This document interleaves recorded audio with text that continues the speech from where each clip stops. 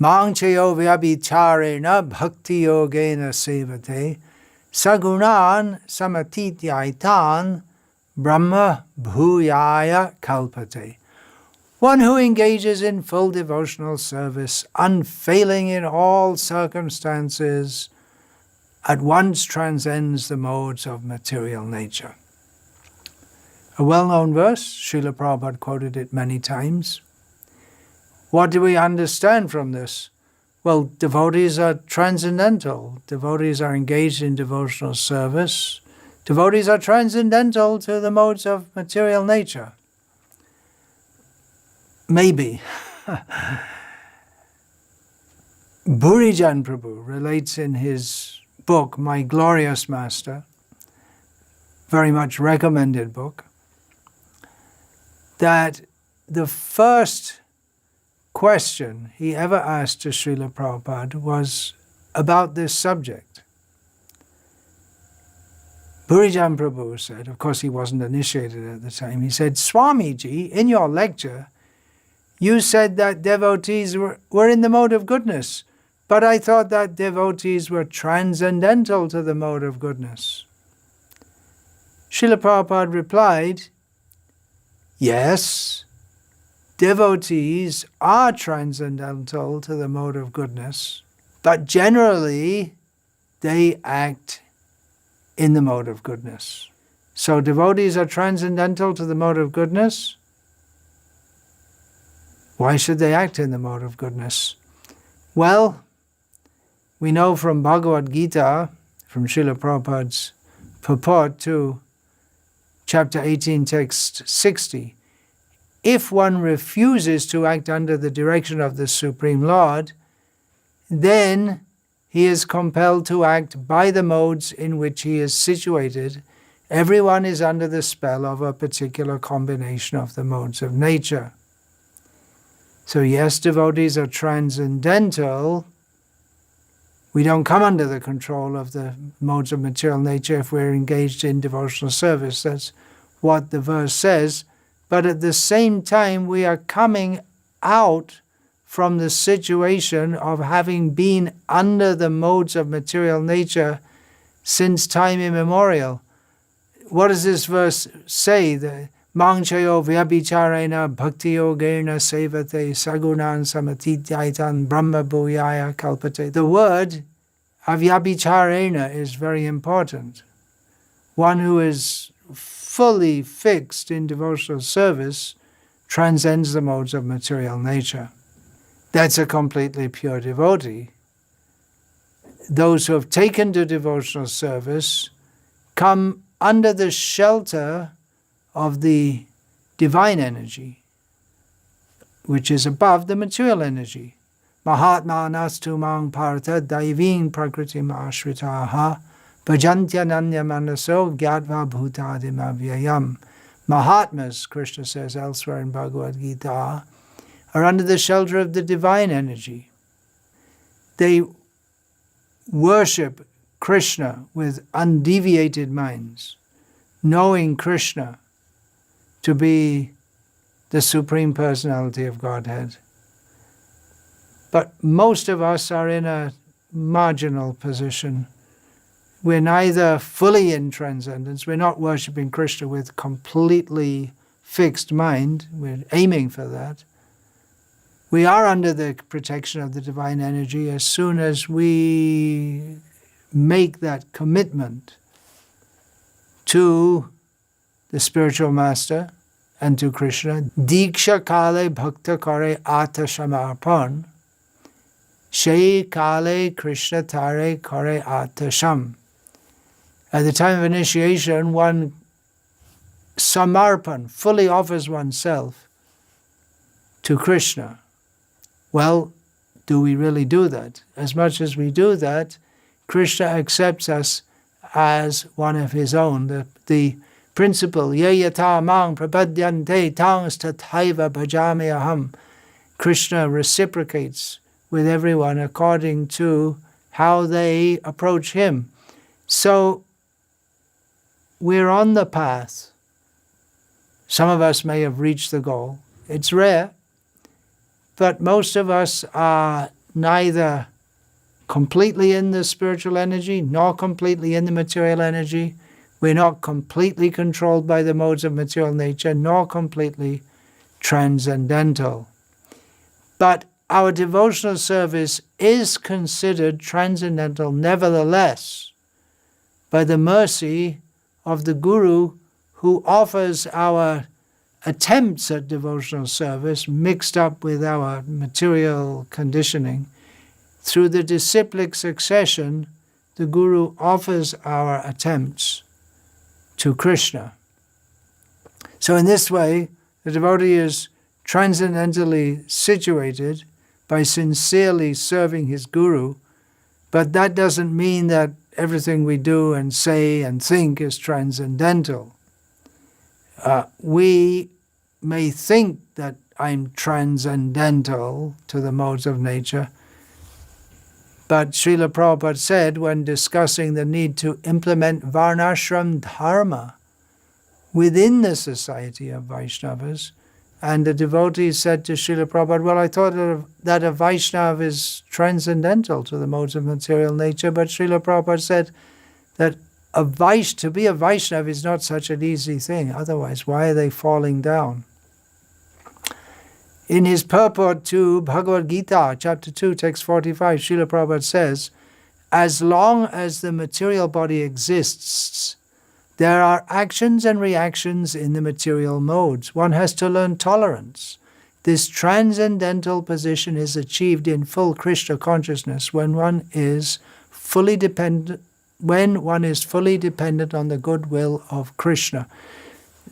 We're in the material world. Our bodies are subject to the modes of nature. We can't avoid that. So there are actions and reactions of the body and mind. We have to tolerate that. That tolerance is part of transcending the modes of nature. But when we fully depend on Krishna, then we come to the fully transcendental position. We're tiny spirit souls. We're always controlled. We can choose to be controlled by Krishna, or we come under the control of Maya, the modes of material nature. So Krishna in Bhagavad Gita, while talking of the need to come to the transcendental position, he discusses a lot about the three modes of material nature. The mode of goodness is considerably better than the mode of passion, which is considerably better than the mode of ignorance. They all condition us in material life. If one is in the mode of goodness, one becomes conditioned to happiness. If one is in the mode of passion, we become conditioned to fruitive activities. And the mode of ignorance just covers one's knowledge and binds one to madness. So under the modes of material nature, we have, since time immemorial, been under the control, pulled around by goodness, passion, and ignorance. When we come to loving devotional service to Krishna, then we transcend, but again, we don't just start devotional service and become fully transcendental. All the three modes are binding, but the modes of passion and ignorance bind us very, very tightly.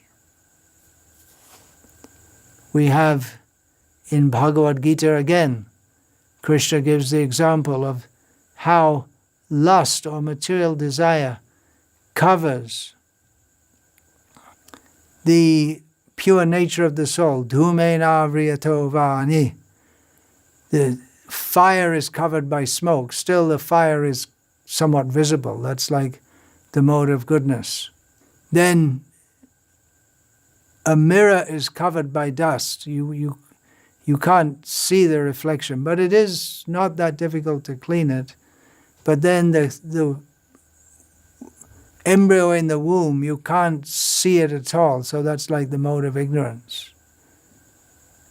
So in this way, the mode of goodness is better. Sattvam sanjayate jnanam. From the mode of goodness comes knowledge, whereas from the modes of passion and ignorance we get intense desire, material desire, and foolishness respectively. And either way, our discrimination is lost. Sattvam sanjayate jnanam. Jnanam, knowledge, spiritual knowledge, a major factor of that is being able to discriminate between what we should do and what we should not do. Lord Krishna discusses this in Bhagavad Gita. He says that the understanding by which one knows what ought to be done and what ought not to be done, what is to be feared and what is not to be feared, what is binding and what is liberating, is in the mode of goodness.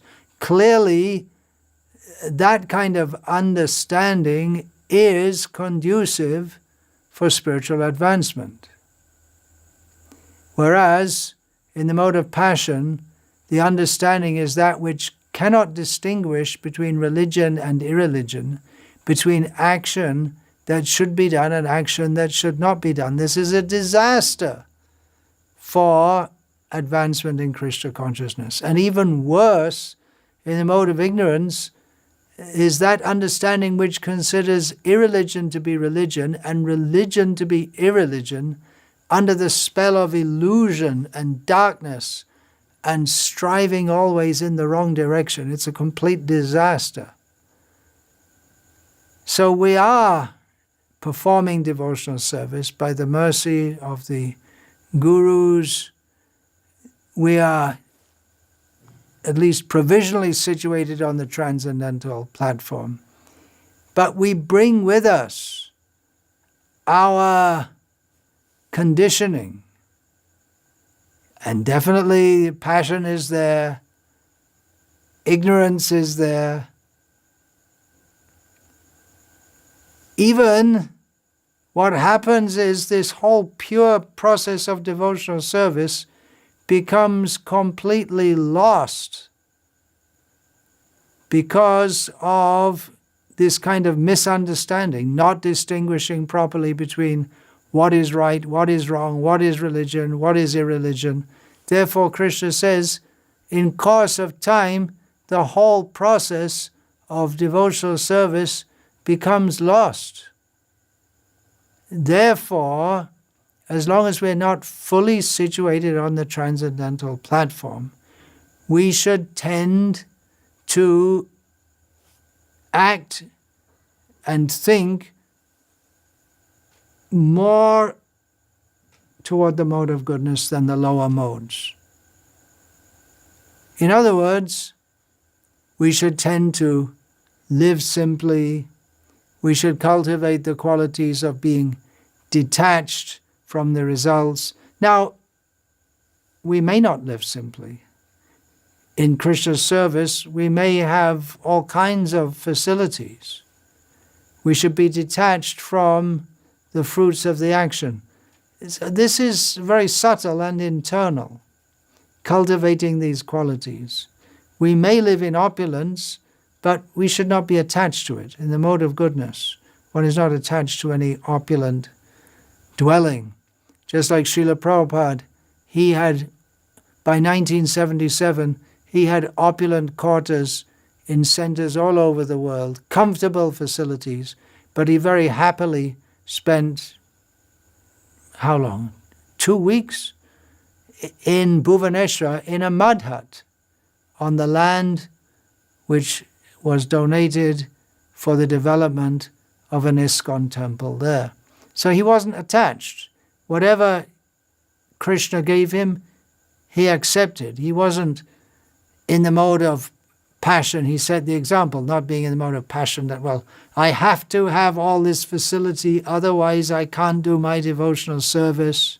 So we should know what are the symptoms of goodness, passion, and ignorance, and guard against being infected by the lower modes. Of course, we don't want to just be in the mode of goodness, because that's also one kind of Maya.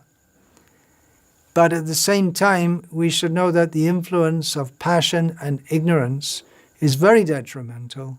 And therefore, as long as we are in the clearing stage of devotional service, we should tend toward the mode of goodness. Again, all these things: eating simply, living simply, dealing with others in a simple manner, not becoming very, very complex. We can understand from Bhagavad Gita what happens. What are the symptoms of the mode of passion? Tremendous attachment to material objects, material name, fame, prestige. This is very detrimental for spiritual life.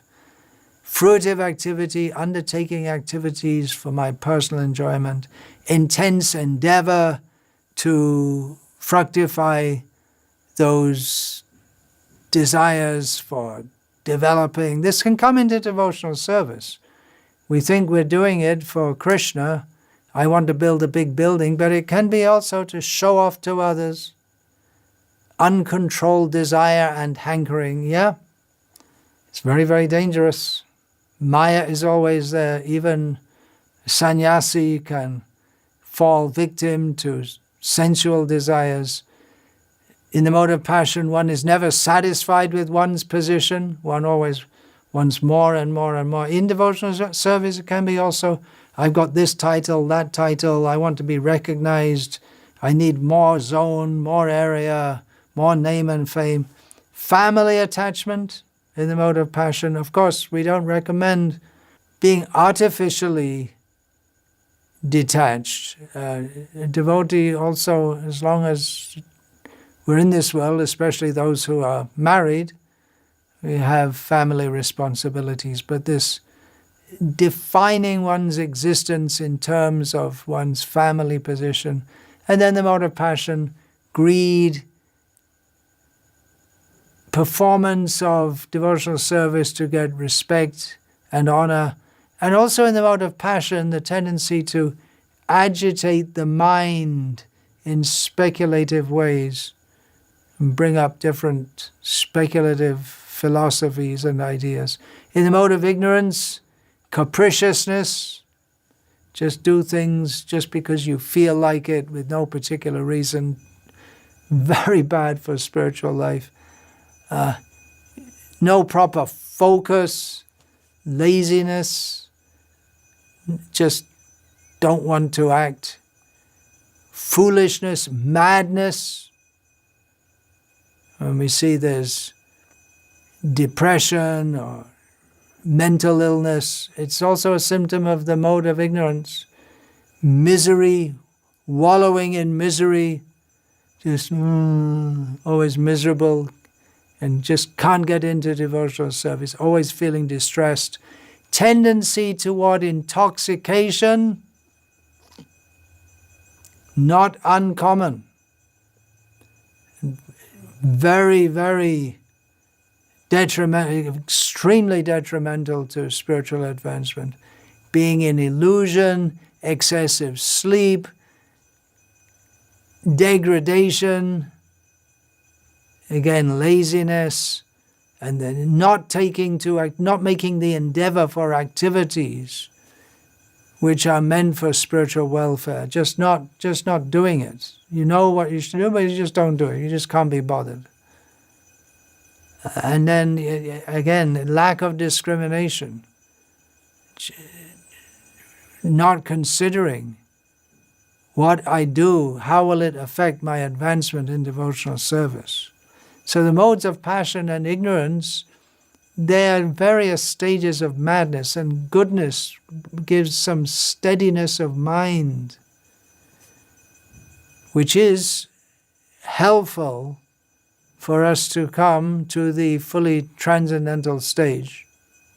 It's a springboard.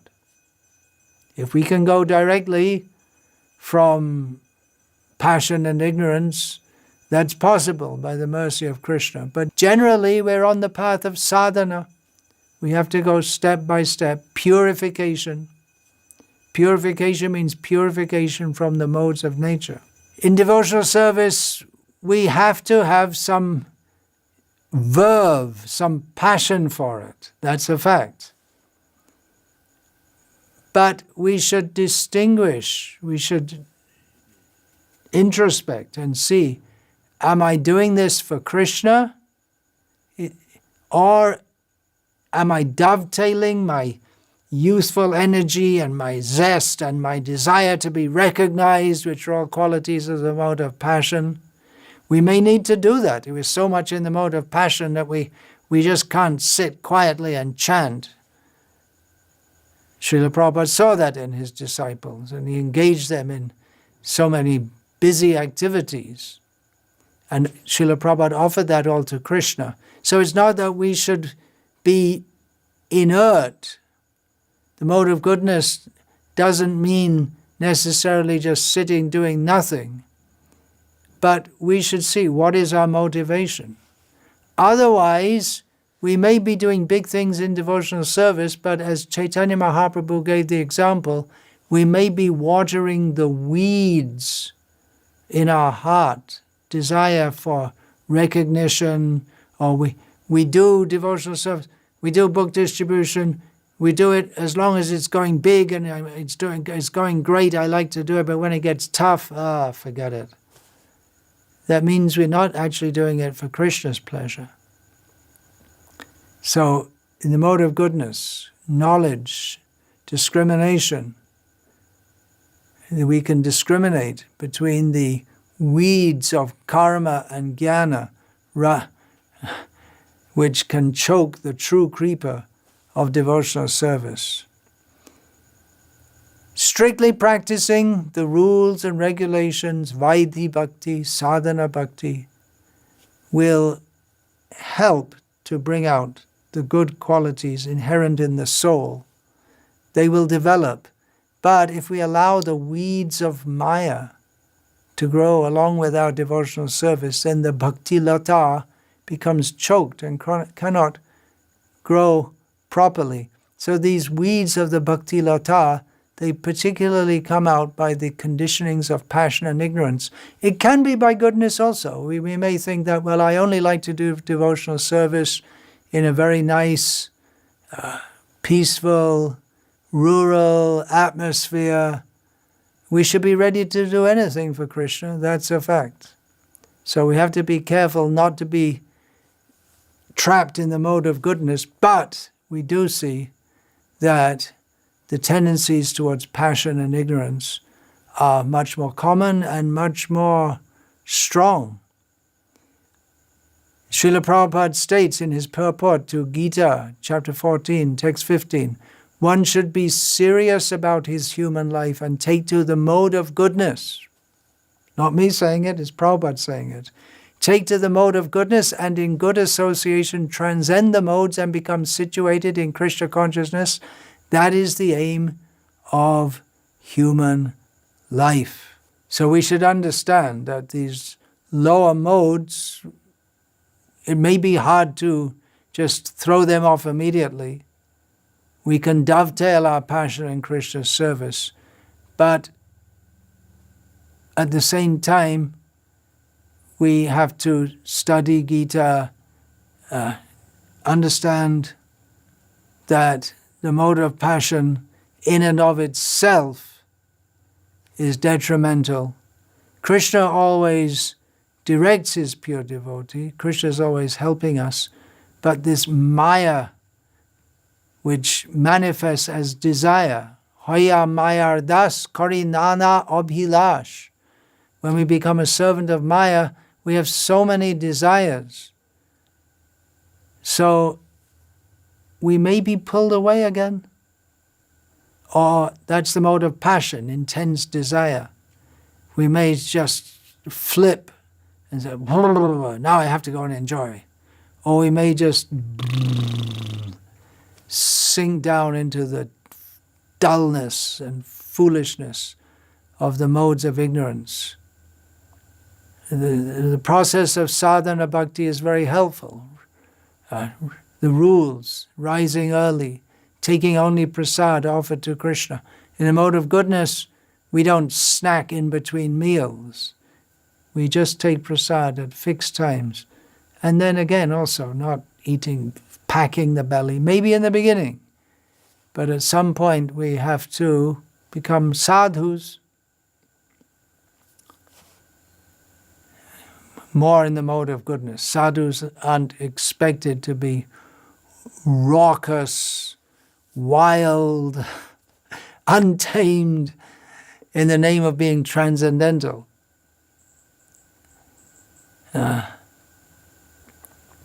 So the general norm is that a sadhu is in the mode of goodness and going up to transcendence. So instead of thinking that the mode of goodness is just Maya, devotees can accept it as a platform to go up to transcendence. We should prefer the situation of goodness rather than passion and ignorance.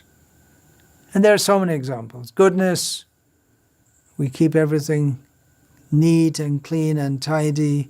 In the mode of passion, we may just throw things here and there. In the mode of ignorance, we never clean anything up.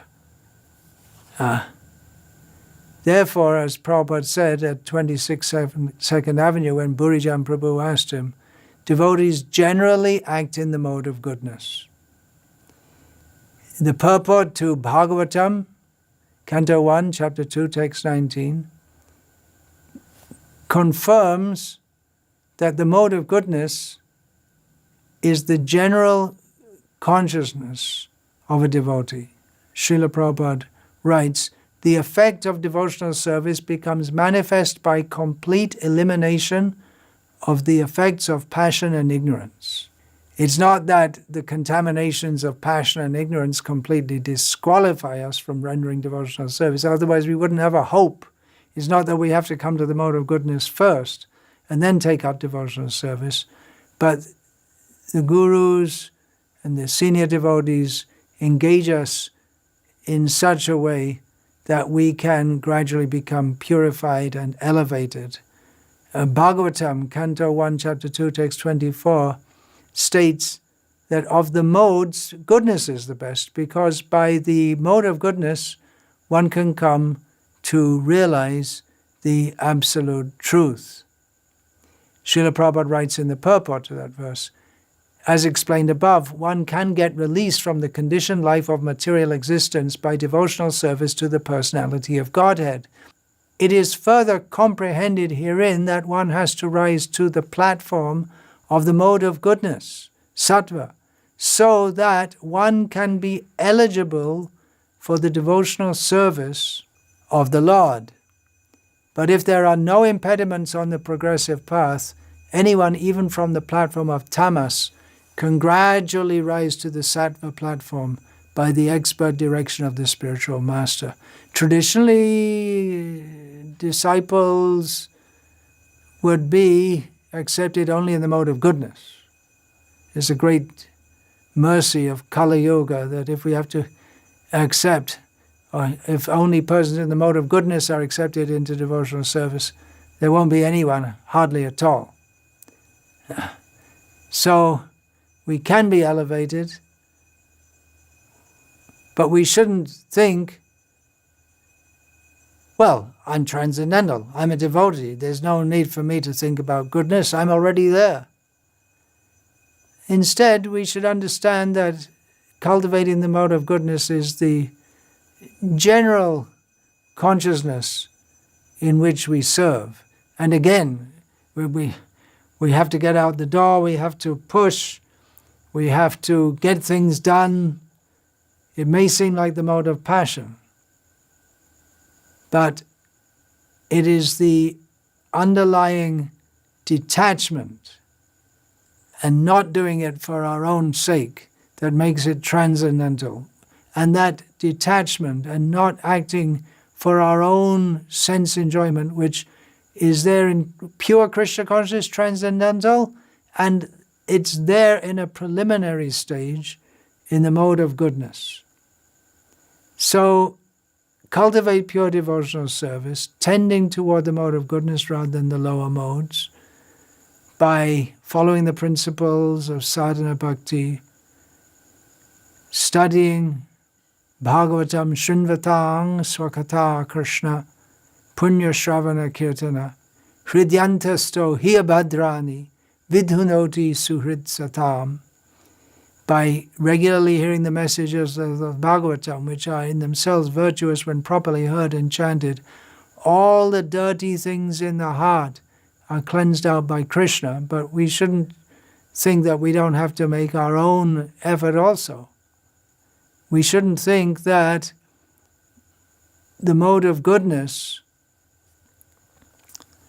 is to be eschewed. In Gita, chapter 18, text 10, Krishna says, "The intelligent renouncer situated in the mode of goodness, neither hateful of inauspicious work, nor attached to auspicious work, has no doubts about work." So, what does this mean? Translate this into Krishna consciousness. We can do anything for Krishna. This was in the context of Arjuna having to kill for Krishna. So we can do anything for Krishna, and we have no doubts. We're clear what we're doing. That doesn't mean that we're arrogant and we think, I know everything, but that we are vyavasayatmika buddhihi, of fixed intelligence. And again, we have to be careful not to be focused on the mode of goodness for its own sake. And then we become conditioned by it, limited by it.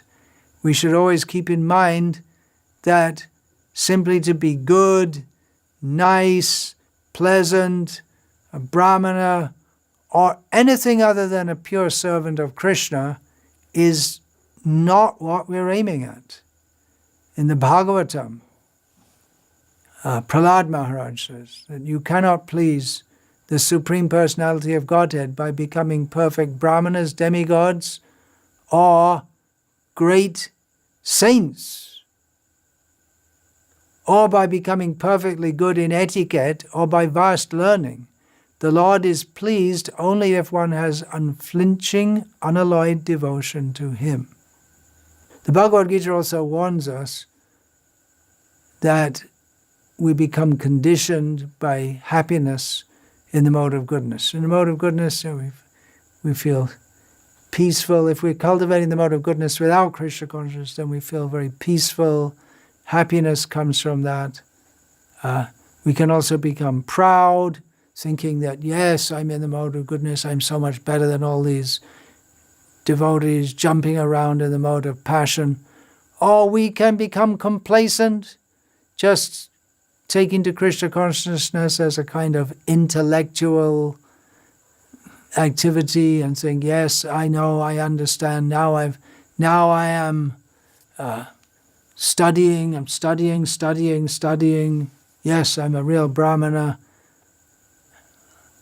So at the same time that we are cultivating Krishna consciousness, we should know that it's far more difficult to do if we remain stuck in the modes of passion and ignorance. And we should study what Krishna has given us so much instruction in Bhagavad Gita of the nature of the mode of goodness, and aspire for that, and not take the mode of goodness as an end in itself, but as a better platform on which to practice devotional service. In the next talk, Krishna willing, I'll discuss more about what are the actual qualities of the mode of goodness. I've spoken a lot about it. It's presumed that devotees have a general idea about it, but I'll discuss it more, Krishna willing. And my thanks to Burijan Prabhu. This talk is modeled around an essay which he wrote in this regard. Vancha kalpatarubhyascha kripa sindhubhya patitanam pavanebhyo vaishnavebhyo namo namaha.